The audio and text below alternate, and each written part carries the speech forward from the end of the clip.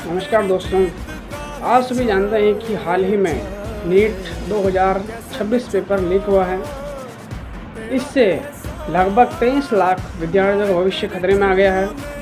उनको तो कोई फ़र्क नहीं पड़ेगा जिन्होंने चीटिंग करके परीक्षा पास की थी, लेकिन जिन्होंने 2 साल कड़ी मेहनत, रात दिन जाग कर के जिन्होंने मेहनत की, जब वो वापस उसी चीज़ को दोहराएंगे, उसी मेंटल प्रेशर को झेलेंगे और खाना पीना भी छोड़ देंगे, और उसके बाद अगर उनके नंबर नहीं आया तो आप ही सोचिए, क्या वो सुसाइड नहीं करेंगे? ज़रूर करेंगे।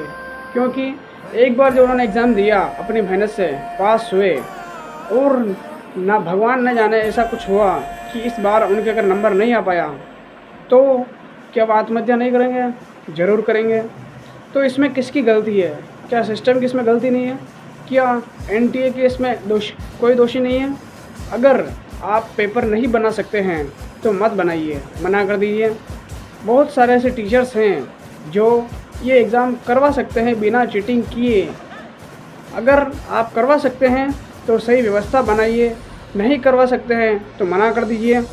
क्योंकि अब आपने कहा है कि 3 मई को होने वाली परीक्षा को अब रद्द किया गया है, और अब नई तारीख वापस से दी जाएगी और एग्ज़ाम वापस होगा। अब इसमें जो 400 से 500 करोड़ रुपए का खर्च होगा वो कौन भरेगा?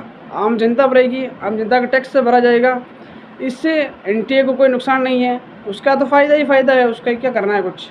और जिन विद्यार्थियों का इसमें नुकसान होगा, हम नहीं कहते कि पेपर वापस ना करवाए, लेकिन जिन्होंने पेपर लीक किया है उन्हें सज़ा दिलाना ज़रूरी है। अगर उन्हें सज़ा नहीं दिलाई तो ये पेपर लीक ऐसे ही होता रहेगा।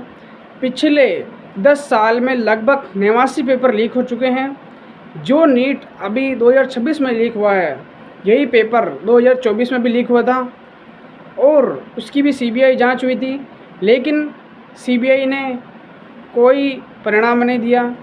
क्योंकि सीबीआई तो ज़ाहिर सी बात है कि सरकार में बिका हुआ है, तो वो तो कुछ करने से रहा, उसके पास तो केस जाएगा।